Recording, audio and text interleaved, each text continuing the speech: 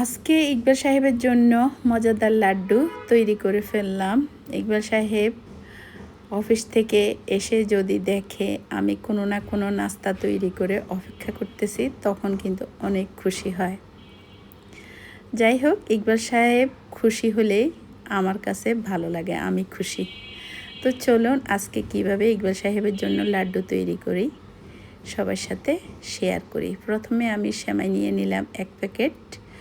তারপরে একটা পাইপ্যান বসিয়ে দিলাম চুলায়। মনে রাখবেন চুলাতে অল্প আঁচ দিবেন, অর্থাৎ চুলার আগুন একদম কমিয়ে রাখবেন। এখানে আমি এলাচি দারচিনির গুঁড়ি দিয়ে দিলাম আধা চামচের মতো ঘিয়ের মধ্যে, আর ঘি দিলাম 2 টেবিল চামচের মতো। এরপর ঘিয়ের মধ্যে আমি সেমাইগুলোকে ঢেলে দিলাম।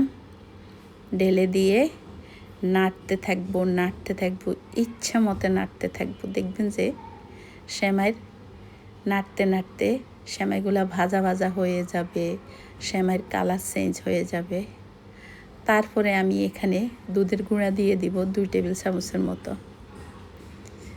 দুধের গুঁড়া দিয়ে দিলাম।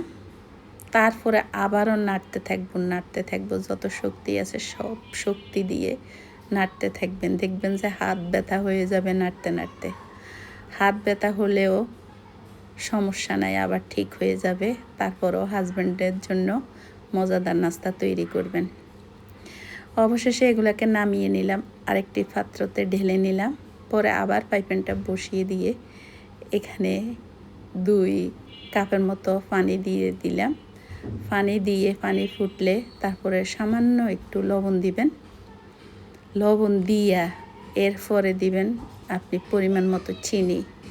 অর্থাৎ আপনি বেশি মিষ্টি খাইলে একটু চিনির পরিমাণ বেশি দিবেন, কম খাইলে কম দিবেন। যেহেতু আমরা কম মিষ্টি খাই, আমার ইকবাল সাহেব কম খায়, সেই জন্যই আমি প্রায় 1 কাপের মতো লাল চিনি দিয়েছি। এরপর ভালো করে পানিগুলা ফুটাবেন।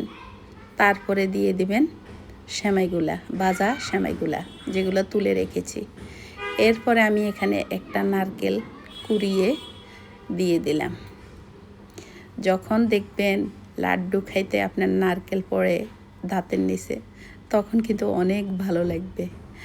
তারপরে আমি আবারও দিয়ে দিলাম 2 টেবিল চামচের মতো গুঁড়া দুধ দিয়ে ভালো করে নেড়ে ছেড়ে দেখবেন একদম কমে গেছে সেমাইগুলা।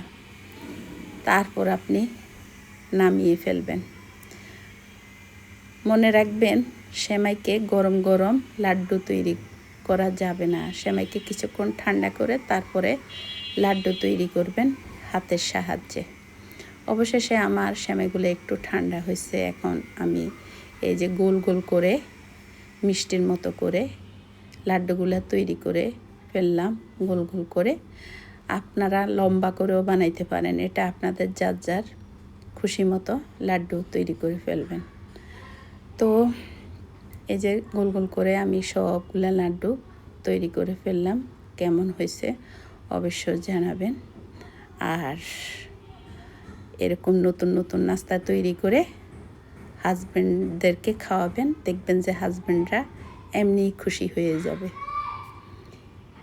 যাই হোক, কেমন হয়েছে আমার আজকের লাড্ডু অবশ্যই কমেন্ট করতে ভুলবেন না। যদি ভালো লাগে আমার ভিডিও অবশ্যই ফলো দিয়ে পাশে থাকবেন। তো সবাই ভালো থাকবেন, সুস্থ থাকবেন। আল্লাহ হাফেজ।